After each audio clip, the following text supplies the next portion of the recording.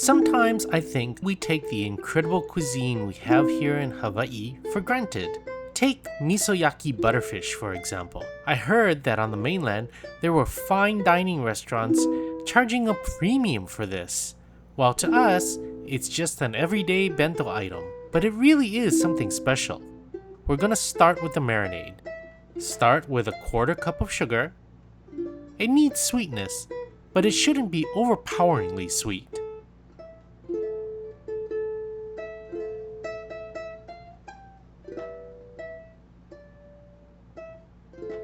To that, we're going to add a quarter cup of sake. You could use premium sake if you want, but I'm just going to use some cheap cooking sake. On top of that, we're going to add in a quarter cup of mirin too. If you've got sake and sugar already, do you even really need mirin? Well, it just adds a different layer of complexity to the sauce. Finally, the star. I mean, you can't really call it misoyaki without the miso. In my case, I'm using a quarter cup of awase miso, which is a blend of both red and white miso. It's a really thick paste, so you have to take your time to dissolve it. You're heating, simmering, and stirring in a saucepan, but you don't want it to boil. Miso isn't just for soup. And now, our butterfish. It was only very recently, as an adult, that I found out that butterfish is called black cod in other parts of the world. Growing up in Hawaii, we only ever know of it as butterfish, and the name might just be better marketing, but it's just so apropos. I figure you're tired of always seeing me cut green onions from my yard, and I want to keep this simple, so I'm just using a handful I had in the freezer from last time I harvested it. Even frozen, the aroma of green onion comes through as it thaws.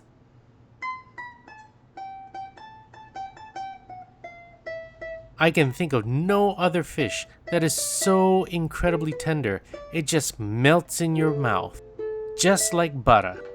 There's a reason it's called butterfish. Now, we just leave it overnight so that it will permeate the fish. When you're ready for dinner, just arrange the fillets on a baking sheet and bake it at 350 degrees for about 20 minutes.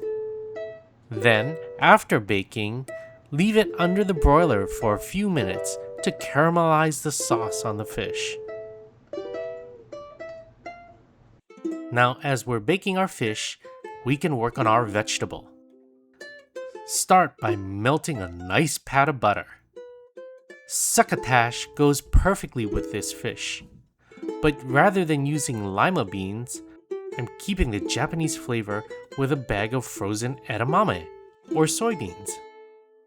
We're just gonna warm up our edamame in the luscious butter.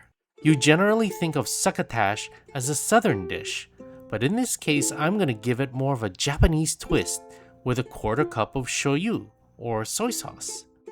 The combination of butter and shoyu is just heavenly. Succotash is actually a Native American dish. Variations on ways to stew sweet corn. So here's where the corn comes in. So you want to stir the corn and the edamame to just heat them up enough that they're not frozen, but not so much that they'll get mushy. And the butter and shoyu should just form a nice glaze over the vegetables. Because of the sugar in the marinade, it can burn very easily, so watch it carefully. And that's it! Misoyaki Butterfish. And my Japanese-style Edamame Succotash. Really simple, isn't it?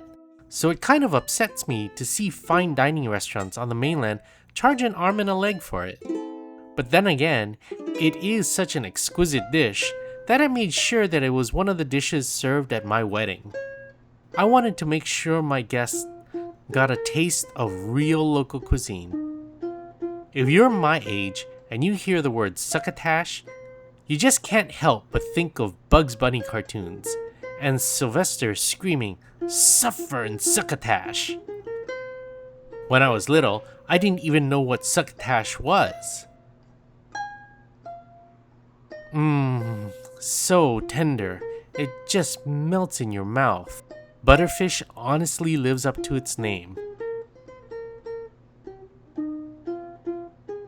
And that Edamame Succotash just goes so well with it. Perfectly crisp with that salty umami glaze. Simple, healthy, and truly local flavors. A local classic. Until next time, Joy Keen and a hui ho.